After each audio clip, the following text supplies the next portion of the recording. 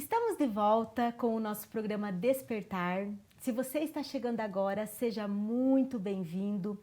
Eu sou a Patrícia, estou conversando hoje com a doutora Vanessa, especializada em Direito Educacional. E o nosso tema agora, nesse bloco, é Desconstruir para Construir. Isso, Então, vamos. doutora Vanessa, conta pra gente por que desconstruir para construir. Nós vivemos, né, em tempos sociais diferentes. Então, em cada tempo, nós temos terminologias diferentes e nós temos esse contexto, vamos dizer, de poder desconstruir para construir uma nova sociedade, um novo tempo. E isso acontece também na terminologia. Então, a gente vai trazer um assunto importante para iniciar as questões legais, para entender quem é e o porquê é pessoa com deficiência. Então, é muito importante que a sociedade como um todo compreenda o porquê hoje nós falamos pessoas com deficiência.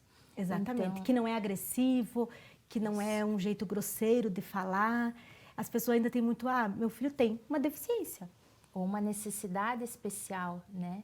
E qual pessoa sem deficiência não tem uma necessidade especial? Exatamente isso. Então, nós precisamos entender que o direito traz e trouxe durante muitos anos nos conceitos sociais, né, de cada geração, de cada tempo de vida. Então, nós começamos a olhar para o portador, né, e sem contar as terminologias muito mais antigas e que elas sim são ofensivas.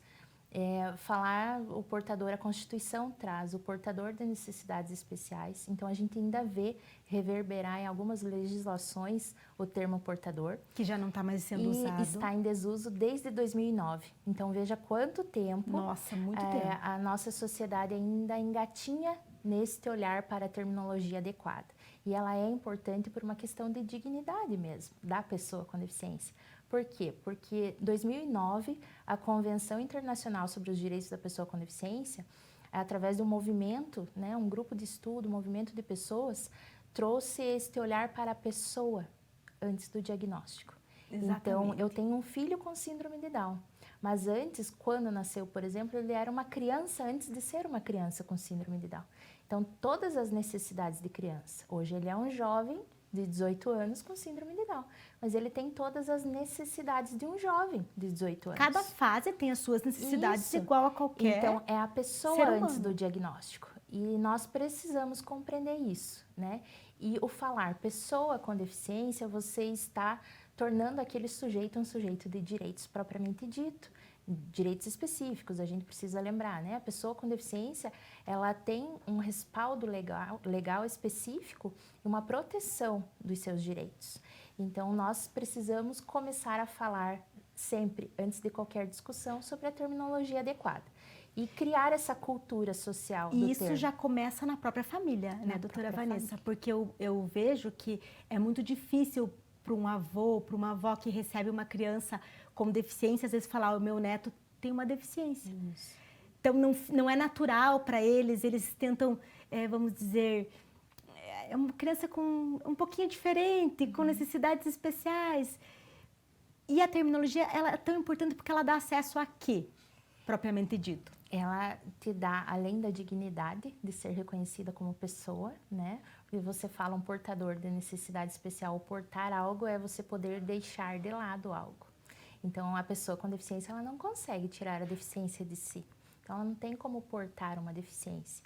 E quando você fala no termo portador de deficiência, você, queira ou não, traz essa dúbia interpretação, né, do poder deixar algo. E aquilo é uma característica dela. Então, ela é uma pessoa, né, traz, antes de tudo, a questão da dignidade. E a questão da legislação específica, que toda a legislação ela traz ali direitos específicos para pessoas com deficiência, por exemplo. E o termo utilizado, a gente tem daí em 2015, copilou, né, todas as leis que antes estavam vigendo sobre pessoas com deficiências. Então, a partir de 2015, a gente tem aí o Estatuto da Pessoa com Deficiência, que é a Lei Brasileira de Inclusão, que é a Lei 3146 de 2015.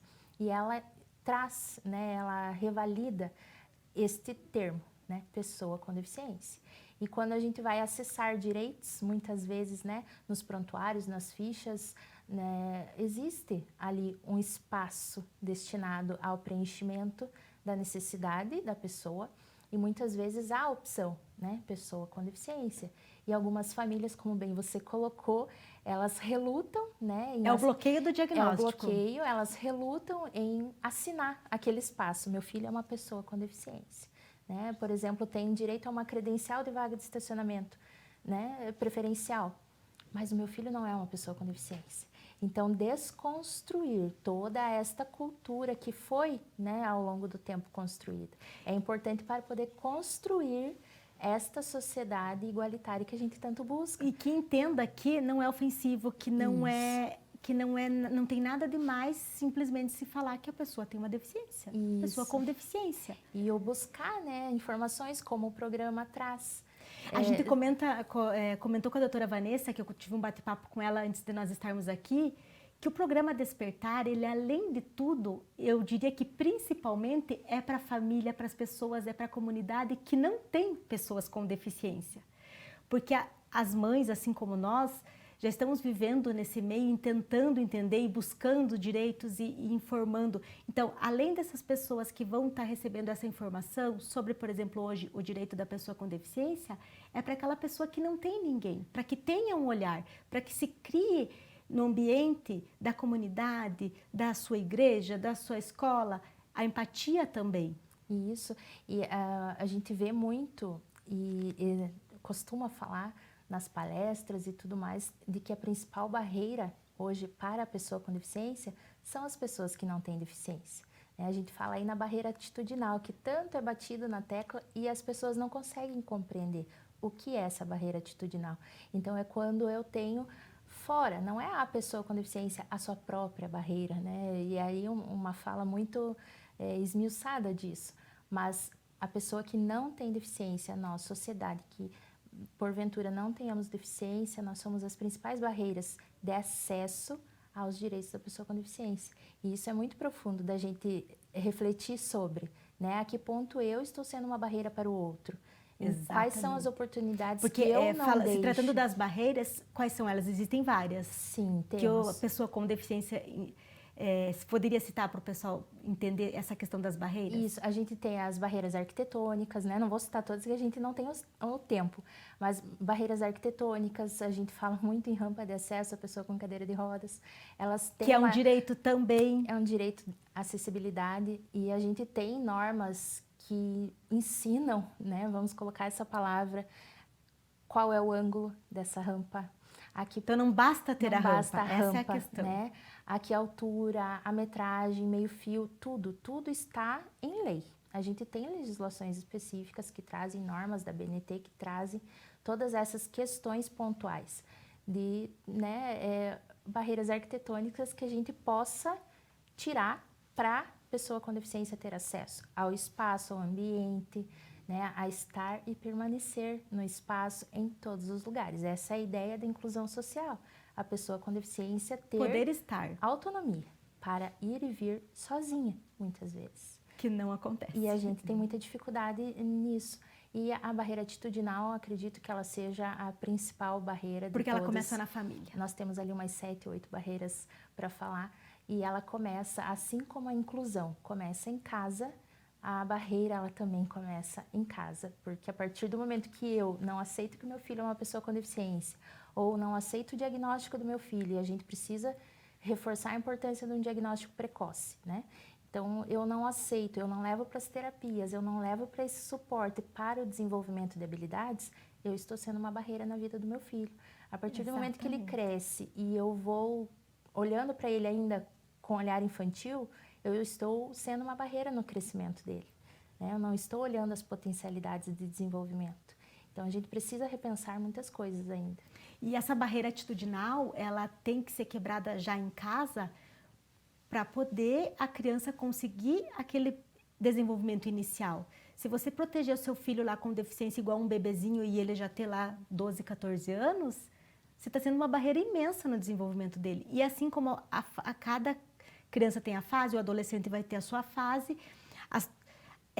vem muito da pessoa se conscientizar e tentar derrubar as barreiras já dentro da família. E isso, desconstruir, né? Desconstruir. E hoje a gente tem muito mais respaldo do que há 18 anos atrás nesse acolhimento de famílias, né? Nós hoje temos aí redes sociais, grupos, então nós conseguimos aí essa troca, esse suporte entre famílias, entre mães. A gente sempre fala das mães, são os principais instrumentos, né, de desenvolvimento dos filhos. Realmente as mães.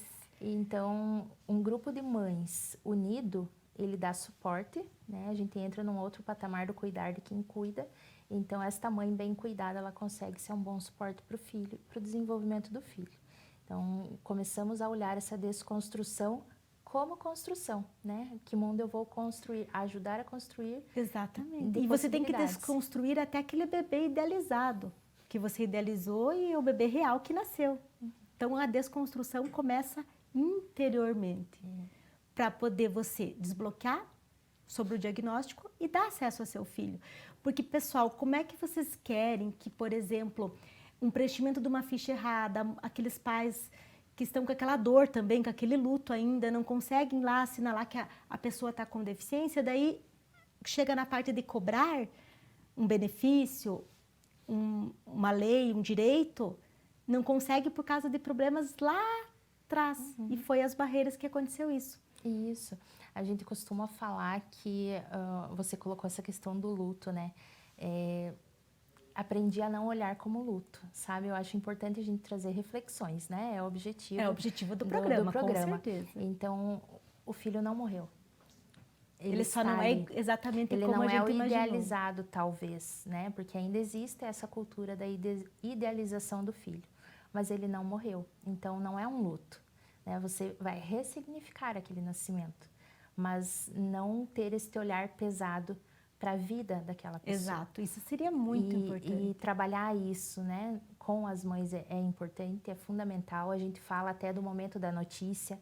Muitas famílias, e eu falo aqui de síndrome de Down, alguns conseguem saber o diagnóstico em gestação, outros após o nascimento, e a maneira como é dada essa notícia, ela ainda é muito forte para as famílias receberem, né?